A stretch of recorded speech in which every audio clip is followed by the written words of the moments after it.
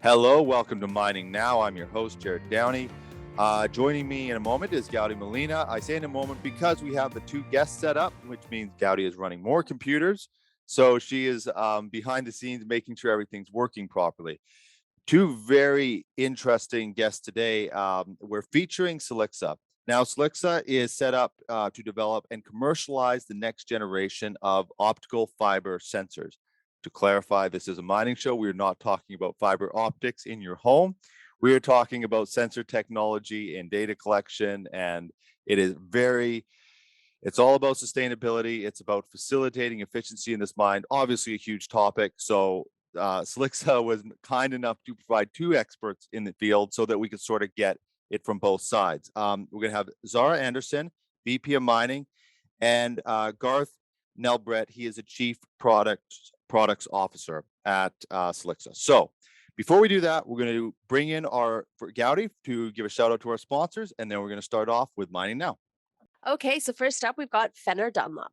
Monitoring the health of your steel cord conveyor belts has never been easier. Powered by Eagle Eye, Fenner Dunlop's Bird's Eye identifies potential belt issues before they have the opportunity to create the need for larger, more time-intensive, and expensive action. Log in from your smartphone, tablet, or computer to access all of your steel cord belts from one screen. Your Bird's Eye subscription also includes online remote service and call center support, on-demand web reports, and yearly review of your system performance. Visit FennerDunlopAmericas.com for more information. Next up, we also have the Bucket Shop. The Bucket Shop provides wear solutions for all mining bucket applications that extend life cycles of 3 to 4 times. They help clients improve productivity and reduce operating costs by providing innovative options, including their 5-piece cast lip system, cast heel shrouds, and mechanical 2 and 5-piece buckets with optional disposable front ends. Beyond buckets, they provide truck box assemblies and liners, custom builds, undercarriage systems, ground engaging tools, and abrasive blasting and painting. Begin your savings today. Visit thebucketshop.ca. We also have Savannah Equipment. Savannah Equipment supplies new and used mining equipment around the world, from placer to underground to ore processing plants. They have gold concentrating tables, trommels, and mineral jigs in stock now to take advantage of the high gold prices. You can visit them at savannahEquipment.com, where you will find more equipment every day. We also have Fuller Brothers. Fuller Brothers Inc. has over 59 years of tire industry experience as the world's leader in providing non-hazardous, non-toxic products that reduce tire management costs for a diverse range of customers. The acknowledged formula developers of the globally recognized Tire Life. Fuller Brothers also produces other quality products such as PSF Plus, PSF, LubeZit, Tire Cream, Dripless Tire Paint, Omega Tire Repair System, as well as select tire service tools and tire painting equipment. For more information, you can visit fullerbros.com, or you can call toll free at 1-800-547-7785. Fuller Brothers, we have the inside covered. And of course, we've got CIM. CIM is the leading membership organization for technical content and creating connections in the mining industry. Mining professionals and students can access a breadth of technical expertise through the CIM Technical Paper Library, the One Mine Digital Repository, the CIM Journal, the CIM Magazine, and also attend upcoming CIM webinars. Whether you're working in the field, in the office, or at home, you can join the community today and learn how they can help you achieve your professional goals. Visit them at cim.org. And last but not least, we've got PowerZone. When you need a specialized team of world-class engineers for your oil and gas pipelines, dewatering, or any fluid handling needs, you want to visit powerzone.com. In addition to their inventory of rebuilt pumps, motors, engines, they also have an amazing team to design and engineer your systems, no matter the challenge, no matter the location. Get in the zone with PowerZone. Visit them at powerzone.com. Okay, welcome back. Welcome to the show, Zara and Garth. It's great to have you on. Lots to cover today. Welcome to the show. Thanks for having us on. Thank you, Jared. Yeah. Okay, let's just jump right into it. I think Zara, I'll start with you, sort of that. Actually, let's start with just briefly what both of your positions are with the company, just to give context of sort of where you specialize in. Sure, I'll go first. I'm the VP of Mining, which is a newer business unit division at Silixa, and the whole goal and objective is to bring the fiber sensing technology into the mining section, which is a lot of applications, exciting times. And so I came on board about back in January. So my expertise is all geotechnical engineering, mining for over 20 years, fairly new at the fiber optics technology, but I've had a lot of support such as Garth and the team at Silixa to get me up to speed with that. And how about you, Garth? Where do you sort of come from in the company? Good. Thanks, Jared. So as you mentioned, I'm products officer here at Silixa. So I work with the technology teams and transfer those technologies into products for a customer. They don't want to look at bits and bytes of data or temperature or acoustics. They want to know what's going on in the mine, or they want to know what's going on in the oil well or the asset. So that's my job, to bring technology together, create solutions and products out of that. Yeah, that's that could be a show in itself, that topic. On the mining side, Zara, Garth, I think I'm gonna set up the interview to do is have you sort of give some of that, a little bit of what you touched on. So to unpack the products from a sort of a macro level and across industry and sort of the value they add. But before I jump into that section, Zara, I wanted to sort of set the scene for mining, because obviously we talk a lot about sensor technology. There has been talk about fiber on the show. Can you just sort of set the industry sort of layout landscape, if you will, and as it relates to Silixa as well? Sure, yes. I mean, mining itself, the industry is going through a lot of changes, Jared, and it's exciting times. Especially if you like change, it's very different than it was 20 years ago, and multiple fronts: ESG issues, sustainability, environment, governance. It's all a big topic by itself. In addition, mining's role in decarbonization in the future. So that's where the mining industry is really leading, feeling that demand. And then mining itself, digitization and technology adoption is a big topic over the last few years to improve productivity, because mining grade, ore grade is going lower, remote areas, rising labor costs, many permit issues, access to funds issues. And so the industry needs technologies that are sustainable, environmental friendly, central, ability to remote access, and help the mines to improve their productivity and safety.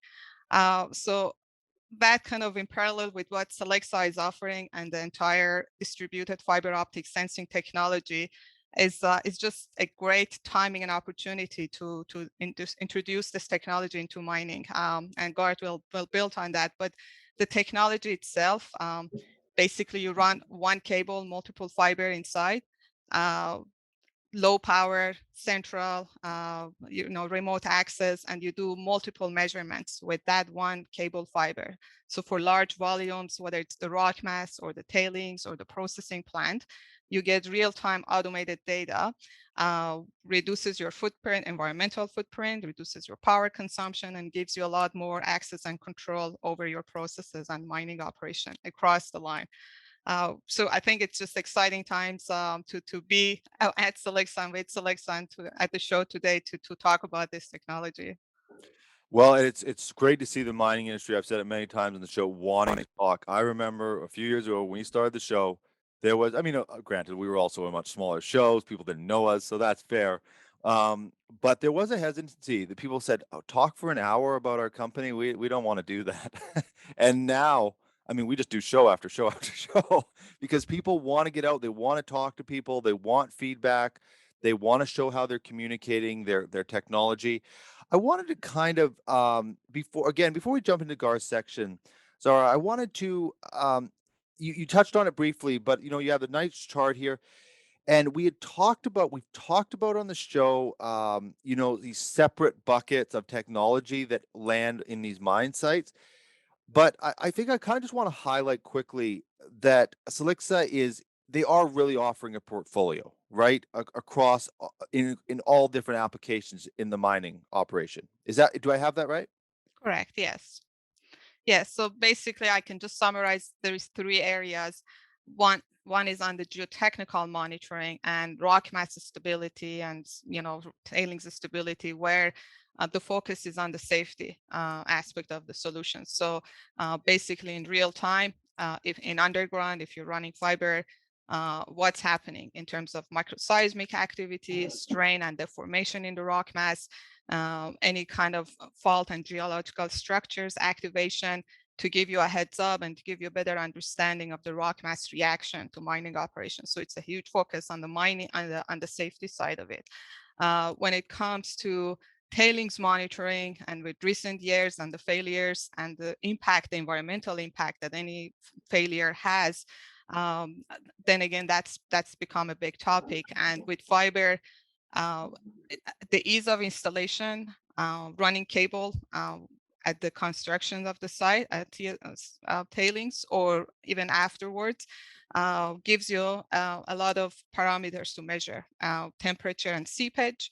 In real time, you can monitor seismicity, whether it's induced seismicity or seismic surface for subsurface imaging, as well as the strain and movement and dam breach. In case there is a failure, you can get alerted on it in real time. So again, not only on the safety aspect of it, but also the bigger management of tailings, the bigger minimizing the risk of environmental impact and impact on the communities.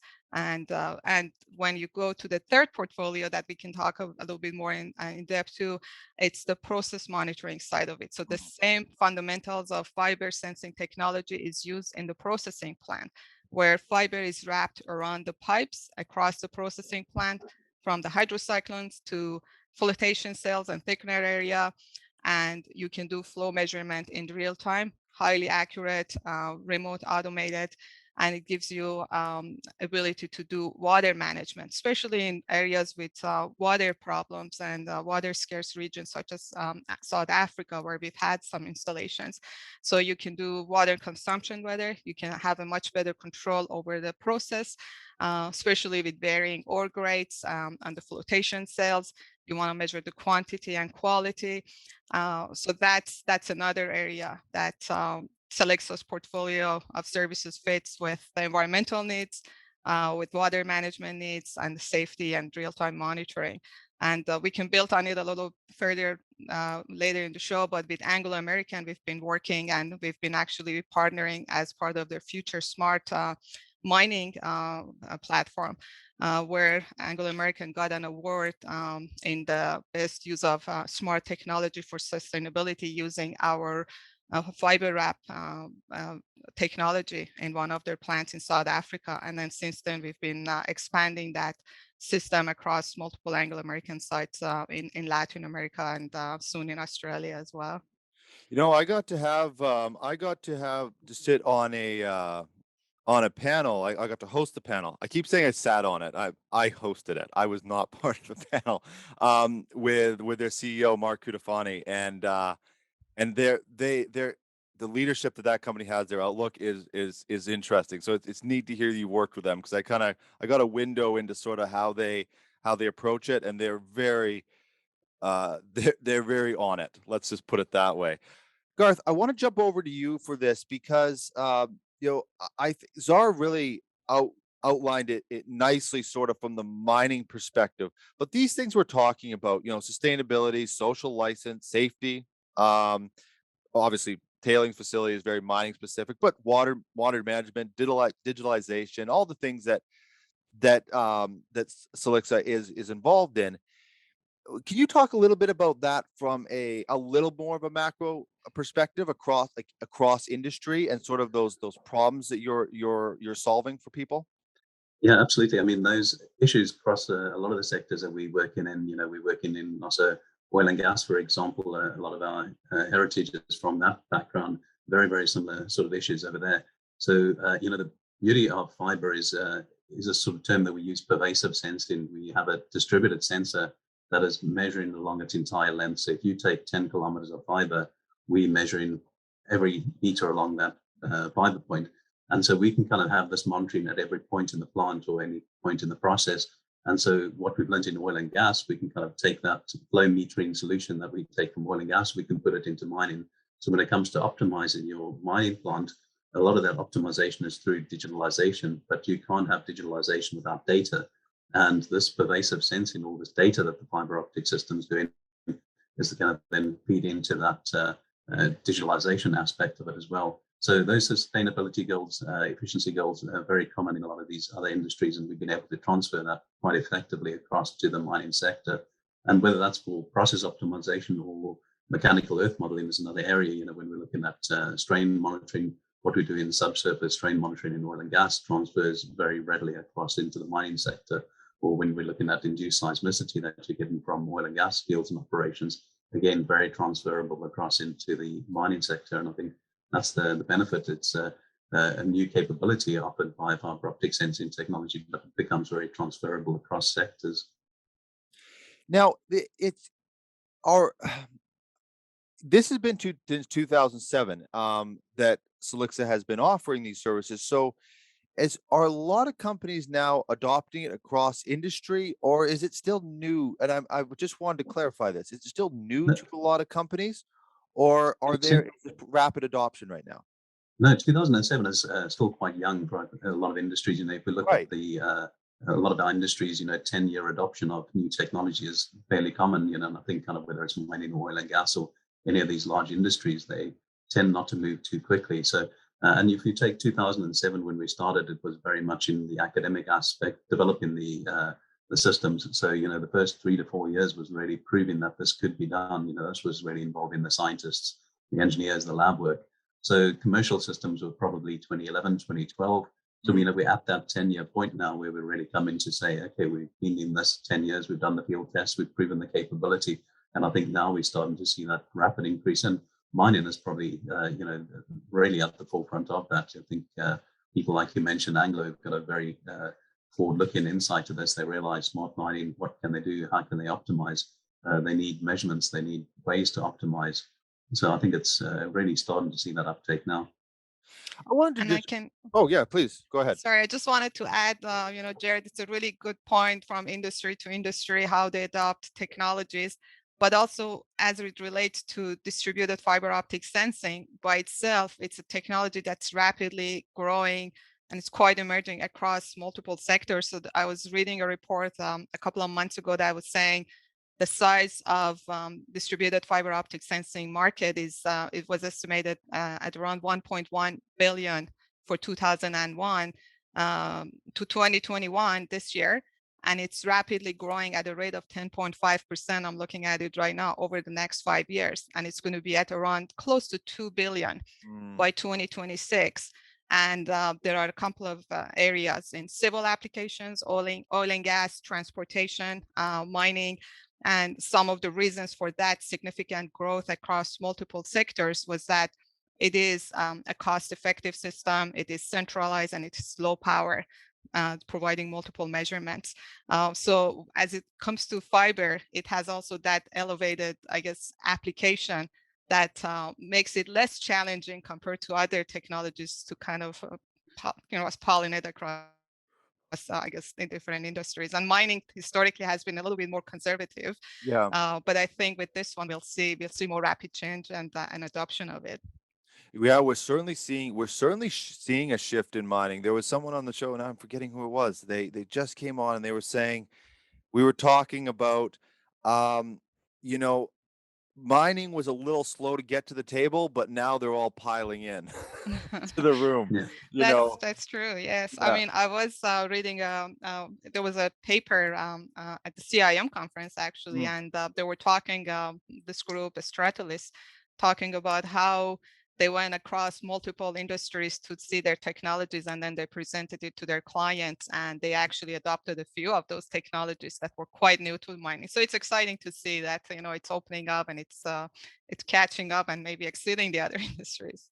Yeah, well, that's the part that I really like. Especially, I mean, I host other shows, but it's nice to see that all of a sudden mining is like, no, we're not just going to keep up. We're going to actually get out ahead. I mean, this, like I said, this show, it used to be very basic sort of technology driven stuff and like, heavy duty pumps, and now we still do those shows, but now the technology is just inundated in this show, and it's fantastic. Garth, I want to jump over to you. Just we've kind of touched on it, but I actually want to get into the nuts and bolts of it, because there's going to be a lot of people that watch. You hear distributed sensing. We've got a little sort of GIF here that I'm watching on my screen. It goes over and over. This little red line goes through it. Can you tell us what it actually, how it works to the best of your ability? No, okay, I'll try and sort of make it easy enough to understand, Jared. And you touched the point there in the beginning that most people, when you say fiber optics, they think in telecommunication, and Yeah. that's definitely the main application and purpose is all the internet traffic that's going around the world between different continents. That's all fiber optic based. We're not using it for transferring data. It now is an analog system. It's not a digital system like the telecommunication. But what we are making use of is scattering within the fiber. So we send this very short pulse of light. In that respect, it's like communication fiber. We send the short pulse of light down, but we're not looking at the light signal being received at the other end. We look at the scattering that comes back from the fiber. And so the fiber optic properties change according to the presence of things around it. So if the temperature changes, the scattered light coming back changes. You've got something called Stokes anti-Stokes bands, and they're temperature sensitive. We can also look at the acoustic sensor because the strain on the fiber also changes the scattering coming back. So all of these properties, we can look at either temperature, acoustics, or strain from this fiber optic system. And it's quite beautiful because it's a really small sensor. It's 250 microns, so a quarter of a millimeter in diameter. So it's very small, easy to put this right across your plant. And as I was saying in the beginning, every meter along that fiber, you get a measurement of acoustics, temperature, and strain. So you can now imagine what you can start to understand, if you're looking at structural change, if it's in your mind and you're worried about a fault or a structural positional change, you can look at that strain change. If you're worried about a process plant overheating, you can look at the temperature. So very, very widely adaptable to all different parts of the mine and the process. If you're someone who, like yourself, who knows, you might laugh at my question here, but was fiber optic, was it designed for telecommunications, and for internet and all these things that it gets used for primarily? And then somebody, a company like Silixa, did they come along and say, hey, we can use this for something else? Or was that sort of, I know maybe you don't even know the answer to this, but was it developed with the realization that it could be used for this sort of data collection?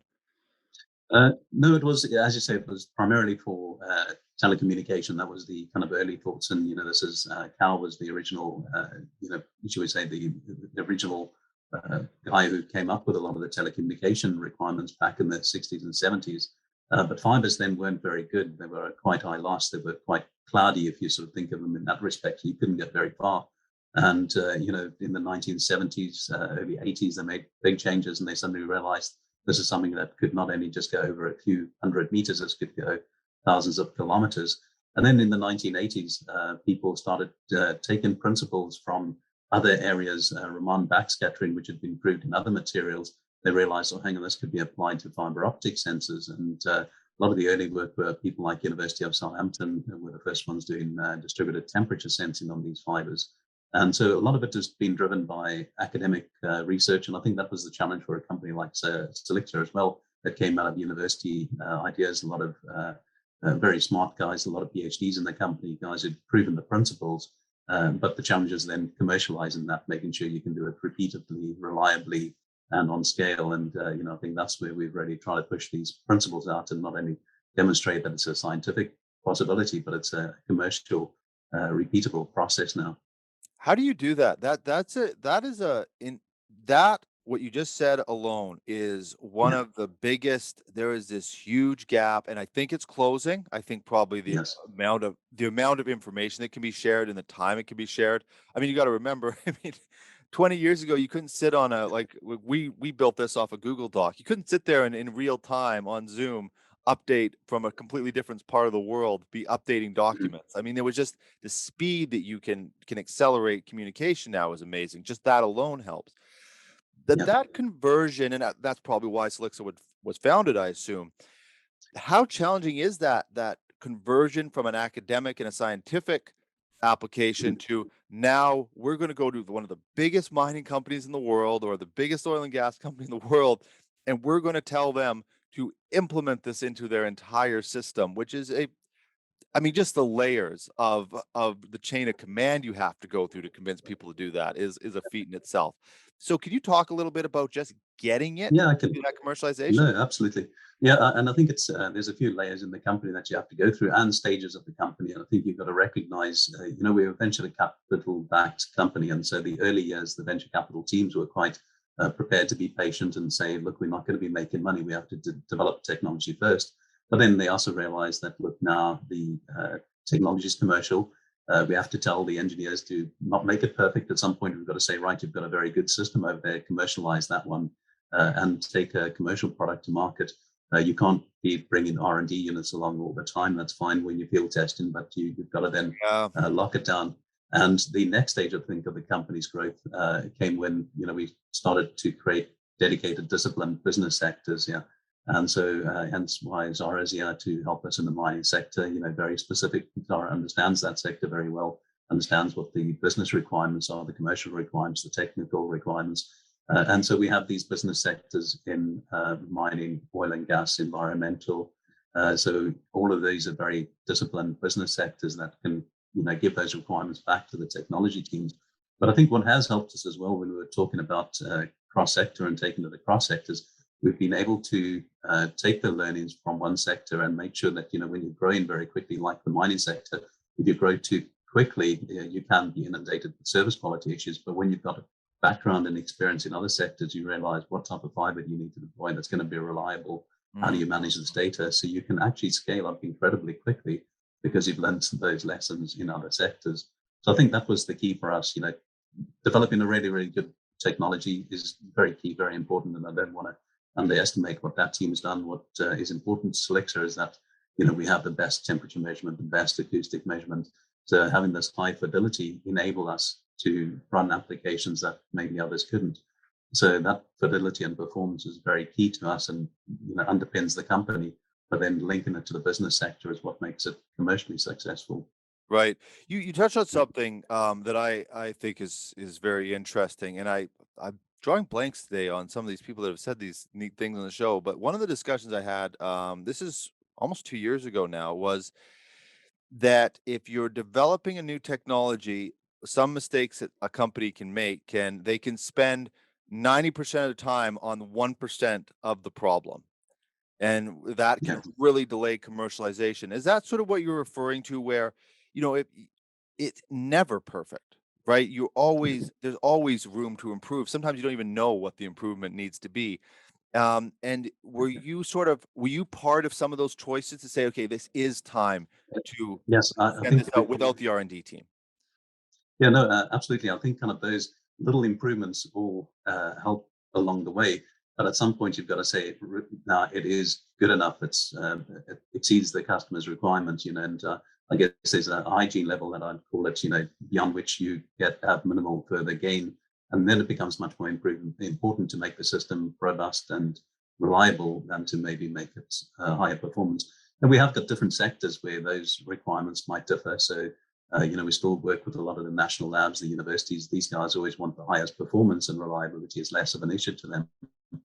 But when we're going to big mining customers, reliability is also very important. So we can't compromise performance for reliability. So it's understanding the trade-offs and where to go. So a lot of the systems that go out right now, is an R&D choice, but then it also gets handed over to a production department that'll fully test the system over the full operating temperature range before you give it to a customer, do shock and vibration testing.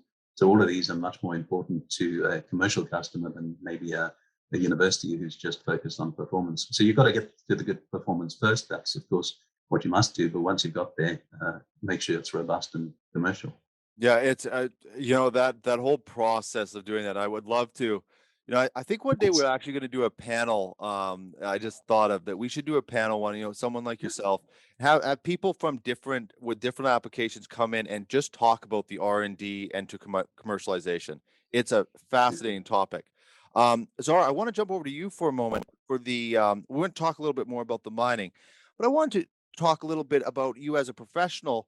With your background that you touched on at the beginning of the show, when you come on to a company like Silixa, do you pick up pretty quick what they're offering because of your background, or was there a lot to learn sort of to then be ready to take this out, professionally into the market and sort of enter into these discussions with mining companies?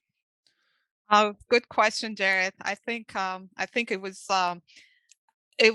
wasn't quick to learn, but it was a great team. I had a lot of one-on-ones and group discussions to get up to speed with the technology. I'm not an expert by any means. I still bring a lot of the technical experts in the calls, but I think the very interesting part of it was that as I was hearing about the technology and how it works and the applications outside mining, I was kind of linking back to, hey, we can use it here, we can use it there, especially with the geotechnical, expertise and background that I had. Well, we very rapidly realized there's actually a lot of areas where fiber can be a very matching technology application. So that's I worked as a geotech engineer, underground mine, open pit mine. So the challenge of collecting data and instrumentation, making sure they work, visualize, visual checkups, and bringing everything together. And so what's important and what's not. And then suddenly you see a completely new technology and how it works. And then the light bulbs go on and so on. So we had a number of discussions internally to kind of just iron out the issues with what's possible and not, and what's feasible, and then brought those discussions to mining contacts and the mines. And we've had and then it's the more interesting part of it is that then when we sit with the clients and with the mines and talk with them, then I also offer solutions. Say, well, we have this challenge here, and the technology is a good match. So it's more of bringing expertise together, and going from that. And I think that's the unique advantage of Silixa. As Garth mentioned, we bring domain expertise. So it's a combination of fiber engineers and a strong R&D team with the domain expertise, understanding what the industry needs, and then bringing the clients to the table as well. We've been very open to say, these are the possibilities, and this is the areas that's new and we want to develop further, and we would love to partner with you, such as we've done with Anglo American. I something that came to my mind is that when we're having these discussions, quite often, I don't get to talk to the mines before a company like yours comes on, so I don't know exactly what sort of hangups you run into or what questions they would have for you. So I want to I want to break down the applications, but before we do that, Zara, when you come into a room, what are some of the hangups? What are some of the questions that people are asking? Um, that maybe not even hangups. What's the information that they need clarified, or where you need to bring in a technical team or what have you? What are some of those common questions you're getting? Mhm. Good question. I think one of the big things with mining, remote areas, especially if you go underground, a really challenging working environment. So one of the first questions is how easy it is to install the system for underground or open pit mining. And so there's quite a lot of discussion around that, the logistic of getting fiber either along the tunnel or in boreholes. And so part of it is installation. The other big part of it is the data transfer and data integration and the processing of the data. So what kind of facilities, what kind of servers you need, how can you set it up underground or not? Do you need to time sync it, GPS time sync it, and then what kind of servers you need to manage the data? So those are the two key, areas of discussion. But a lot of it, once it's installed and once that's set up, it's the applications of it that the mines can also say, we're going to use it for this, or we're going to use it as extensometers, or use it as geophone systems. So that's on the geotechnical monitoring side. With tailings, similar concept. The installation is a big topic, and also because tailings are remote, you want the data in real time from anywhere. That's a big topic that we can address. And then on the processing control with the fiber wrap and flow measurement, typically the questions are again around how do you install it at the plant, which is fairly easy. You just wrap the fiber and you're done. You don't even interrupt the operation. No shutting down the pipes or anything, or cutting the pipes. You retrofit it, and then you set it up in a server room that can be kilometers away, and you're set to go. And any remote access is possible as well. I little tongue in cheek, but I was wondering, as with your background, because you're a geotechnical engineer, and do you ever go onto these sites, and is it hard to not point out things that they could do better?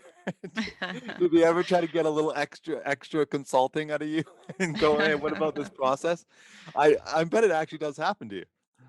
Well, it's funny you say, because yeah, I worked at Valet, and we had a strong ground control geotechnical team, meeting every month and learning and discussing issues at different sites and how we can make it better. And then I traveled afterwards with different positions. I traveled to South America a lot, and I would go underground for one thing, and then I would point out other things. And and so Yeah. yeah, it's quite common. But I mean, it's also very difficult. And mining cultures are quite different from Yeah. region to region, and also the productivity and efficiency and monitoring. It has to be a balance of cost and value. So no one mine can have everything together. So we always kind of go for the best of what's optimum, solution. And you can't have one system to answer all your questions. You can't have the best ground support. You can't have the best everything. So yeah, it's happened a lot, but I know the answer is never that easy. Yeah, no, I know. It's just as soon as you were talking about going to the site, I went, oh, I realized people are going to be asking you questions. It happens to us. We produce and we distribute out our content. So of course, when guests come on the show, we almost end up doing like mini consulting work for them as they're putting out their content. It's quite kind of funny. Let's talk about you touched on it, but I think there's three, and I want to make sure that the tailings dam, the fiber wrap, and I think there's a third. I'll let you lay it out rather than me trying to lay it out. That's usually how it goes better. So could you lay out a couple that, let's start with the process monitoring. You touched on it a little bit, but can you just unpack it a little bit more? Just within working within their operations. You already touched on some of the installation parts in that. But could you just add a little bit more to that process monitoring side? Sure. On the process monitoring side, it's fiber wrap. It's a technology quite unique to Silixa. Silixa actually has been very good at the advantages over other, fiber providers, sensing providers. There's quite a few patents. As Garth mentioned, it's always the focus on the best performance. So with fiber wrap, it's one of those applications. There is a few other flow measurement technologies in the market. But what Silixa is offering is quite unique to Silixa with distributed fiber optic sensing. So you basically take that one core of fiber for 10 kilometers. You go across your plant from the hydrocyclones to flotation cells to the thickener area, and the areas, the pipes you want to monitor the flow in real time. You just wrap fiber around it, then communication fiber to the next point, then you wrap fiber. So you can have about 20-25 measurement zones with that one single fiber cable. Then the fiber gets connected to the interrogator, that DAS IDAS unit in a control room kilometers away.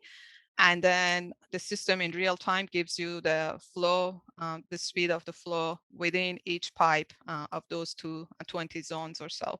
In real time, you can remote into the system, you can get the output, integrate with your data, and it's highly accurate. So as I mentioned with Anglo American, we've had multiple installations, and it's just been a lot of learning for us as well. And it came up to, there's a lot of areas we can develop. So our CEO was quite strategic to say, these are the areas we want to develop now. And after about 4 or 5 years that we have really developed those to a commercial stage, we're now working to do further development of measuring other parameters with other than the flow of the fluid. And so the advantages of this system is that I mentioned, so you don't need any power. It's just fiber cable. You don't need any mechanical part, any data communication infrastructure at the plant. It just, the cable does all the work. And then it's non-intrusive. You can retrofit to any existing pipes. Small pipes, we've installed it on pipes as large as 50 inches. So it's any kind of material, multi-phase, fluids, as long as it's turbulent, that's the key. We can do measurements. So the way it works is that every time there is a turbulent flow, of fluid or gas inside the pipe, it causes eddies or vortices on the pipe. So those kind of micro dynamic strains, hood strains on the pipe, that the fiber can pick it up. It's so sensitive, can pick it up in the exterior of the pipe. Then that acoustic signal, we change it to frequency domain, and then from there we measure the fluid velocity. We've done measurements below 1 meter per second, which is a lot of other technologies can't do. And we can also kind of do, depending on the vortex power as well as the fluid velocity, we can also kind of do a little bit of condition monitoring to see if there isn't a lot of settlement, for example, within the pipe. So it's a technology that's also, as we learn more, we're developing it further. And for Anglo American, I mentioned they incorporated it. One of the key reasons was for them to do water management and conserve water better, to manage overflows, underflows, and in real time better see what the flow is in different regions of the plant.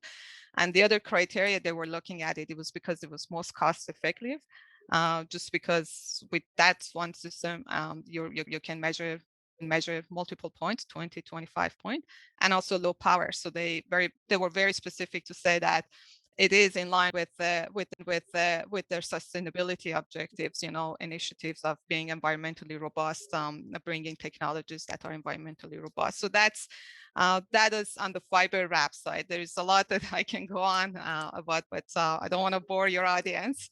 I don't know if you'll bore our audience. They're pretty into this type of application. Yeah. I was going to ask a question though about just scale of mine. Like, if you're a smaller mining operation, is this applicable? Could this be a way to sort of leap ahead on your sustainability goals and things like that, and efficiency goals, or is this application primarily for a larger operation? I think it depends on what you want to monitor. So for example, if you say, I want to just monitor a small area, a few feet by few feet underground, or I just want to monitor flow measurements in 2 or 3 zones, that's not the most cost effective. The value of fiber comes when you want to monitor very large volumes or long distances, because that cable can run for kilometers, 10, 20, 30, depending on the application. And then every meter along it, you technically can do a measurement. So then for that, 10 to 20 kilometer of fiber, you just need that one unit of interrogator, which is the pricey part of the system. So even a smaller mine can have that. It's probably more cost effective if you want to monitor a larger volume. Right. Okay. Yeah. And I figured that. I just wanted to clarify. Jared, just in reference to the point there that you raised about applicability of the technology to smaller mines and smaller operators, we found in other industries that the smaller operators are a lot more nimble, and they'll pick up on technology quicker than some of the big players who have more bureaucracy and more inertia around them. Yeah, and this is quite important. That 10-year introduction phase that we spoke about in the beginning can be a lot smaller when you're an independent, and you can use this sort of technology to differentiate. You can become more efficient, more sustainable because you're using technology. And I think independent, smaller operators pick up on that quicker, and hopefully that then transfers to the bigger teams. But a lot of the innovation, like us as a small company, innovation comes from the smaller places and then scales out to the bigger operators. So it's really about finding out where that line is of, if they just, I think like Zara said, if they need like 3 sensing points, might not be worth their investment. But depending on what they're trying to measure, it's really just about taking a look at what their essentially pain points are, and then seeing if it's applicable, no matter the size of the operation. Exactly. Yeah. Okay, tailings dam. That's I don't know how many shows we've done on tailings. It's a huge issue, especially once a couple give away and their disaster strikes. Now people pay attention, and not just the mining community, just the general populace, and as they should. Let's talk a little bit about the value. Again, you touched on it earlier, but let's unpack the value a little bit about on the tailings side. Sure.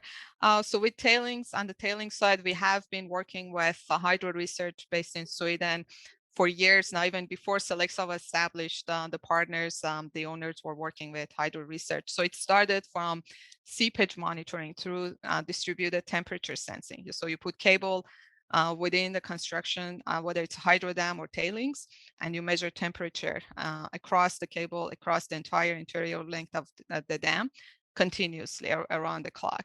And then you put reference points. So seepage and temperature are connected. Every time there is a significant temperature change, and there is seasonal variations of temperature, the cable picks that up, and then that gives you an indication in real time and with very high location accuracy, which no other technology can provide, where you have that temperature change. And then with hydro research, we can also give you the information on the seepage and the flow rate. So what is the flow rate, and in real time, a simple estimation of it, and if there is any rapid changes in it and where exactly that is. So that started from, in Sweden. Now LKAB and Boliden, all those tailings dams are monitored by fiber, sensing fiber for seepage.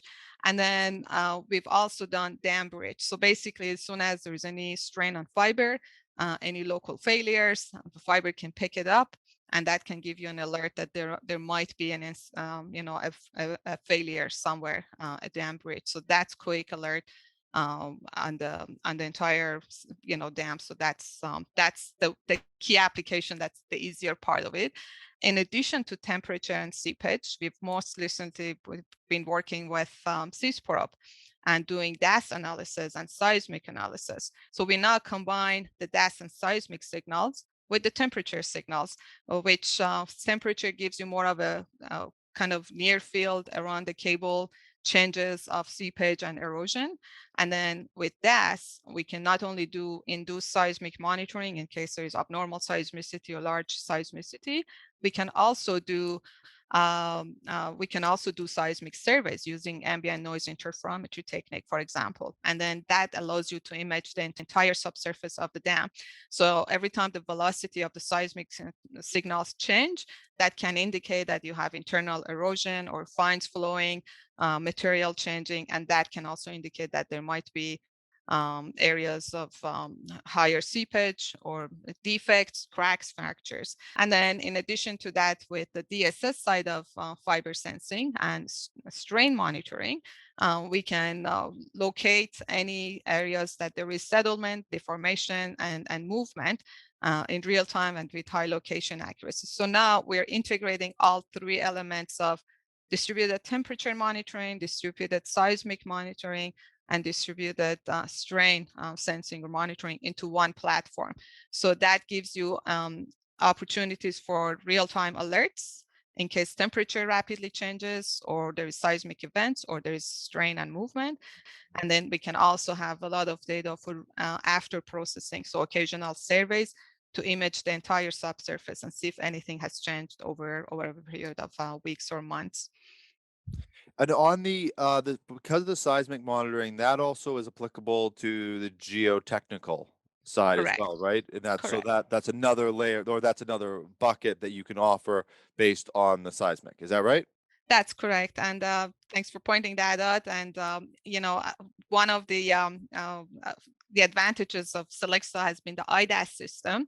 And most recently, the Carina system that we got an award for it in terms of innovation in the commercial space a couple of months ago. So with the Carina system, and in combination with the Constellation engineered fiber, that's a Silixa invention, we have been applying it in the oil and gas and carbon sequestration and geothermal applications. That Carina and Constellation cable, it has a very much equivalent, or in some cases better performance than the traditional geophone sensors. So you get a lot of a high array of geophones technically around the cable, and you get 100 times better signal to noise ratio. So we have signals that show better quality than geophones, and then that fiber can do your seismic monitoring in real time for you as well. It's a lot of ground to cover. And I just wondered, from your perspective, like it must be sort of neat to be at sort of this, because you had a lot of experience in the industry, now to sort of be able to sort of take this type of technology and enter it into the Canadian market. And you backed by a company that's done so much research and commercialized their product. What's that sort of been like for you to sort of have that experience of being on the forefront of bringing Silixa into the Canadian mining market and into other markets? Oh, very exciting, Jared. Very exciting. I mean, I've been passionate about the mining industry, since I decided which degree to pursue, whether it's electrical or computer and mining was definitely the one. And I'm not regretting it. It's just been through a lot of exciting changes. And when I was working at the mine sites, as I mentioned before, it was just constantly installing instrumentations, making sure they're working. Every time you wanted to get to instrumentation underground, it was a long time, and collect data, bring it to surface, make sense. That was days. By the time you wanted to make sense of the data, the time was gone to make a decision Yeah. that you can apply. Now, with the integration of instrumentations, bringing data in real time, digitization, a lot of modeling programs, data analysis, it's just so exciting because you talk to the rock mass more directly. You understand what it's telling, what it's needing, what you need to do more quickly to improve the safety, to improve the stability, and keep the production going. So it's really exciting. And then with fiber, as I've been learning more about it, I kind of regret that why I didn't know about it a little sooner. I would have switched sooner. Yeah, life is that way in a lot of ways, isn't it? No, it's exciting to learn about it. I hope we get to unpack it more. I think, in some of these different industries that you're serving as well, I'm sure there's lots of interesting topics to cover in the oil and gas side. Um, Garth, I have to bring you in before we wrap up the interview because there is for sure someone asking, me being one of them, is uh, what do you do with the data? how do you how do you organize it? How do Yeah. you distribute it? All these, is there sort of a suite? Is there a central system? Is it integrated into other people's systems? What do you do once you're collecting all this? That, it's a great question, Jared, because these things can generate a lot of data. We spoke about these exciting things. You've got 10 kilometers of fiber, you measure in every meter along that. Well, that means that you've got 10,000 measurements over there. And they could be 10,000 measurements of acoustic strain and temperature. So that's 3 times 10,000. And the acoustics we can do at 10 kilohertz. So, you've got huge amounts of data. And what's important is that you don't overwhelm the customer with that data volume. They just wouldn't be able to manage it. You'd be looking for the needle in a haystack. So what we've been doing, we've developed an edge processing platform. And the reason we call it the edge platform, it sits on the edge of the network. It sits right there where we generate in the data. So it's very efficient. The high-speed network transfers at 10 gig all takes place at the control room in the mine. And we use that platform to combine the different data sets. So the temperature, the acoustics, the strain all get combined and controlled at that edge platform. But it also then strips out the relevant information and it processes and only provides the relevant information to the mine operator. So that's a very important part of it, so that you can get the right data at the right time. Speed of relevance, when you need that data, it's there because you've got this edge processing platform. Yeah, that's yeah. I mean, I'm glad we covered that because because I think anybody listening is going to go there. There is an exceptional amount of data that's coming through, and Yes. is it quite? You probably just explained it, but again, rudimentary understanding. Does it integrate into other people's system, or is it a standalone application that they're watching through a system? No, absolutely. Yeah, I think that integration is key to it. Yeah. So, we can talk to the SCADA system, the control system on the mine. So we've got standard industrial protocols for communicating between our system and the mine system. And, this links very much to what we were talking about commercial systems earlier in the talk. You don't want to be given lots of science type information. You want to be given information that can be used in the process system and can be integrated into other systems, whether it's the process system for the metering or whether it's the mechanical earth model because you're doing the strain monitoring. We make sure that that data can be used effectively and efficiently in that system because it has to integrate with the rest of the mine process and data sets. Yeah. Yeah. Both of you, I want to thank you for coming on the show. It's I just love doing these with this technical information, laying everything out.